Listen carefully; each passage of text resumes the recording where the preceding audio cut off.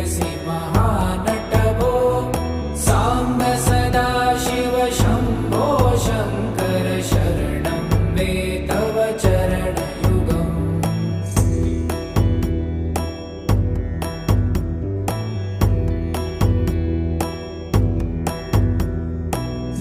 धर्मस्थापन दक्ष त्रक्ष गुरु दक्षय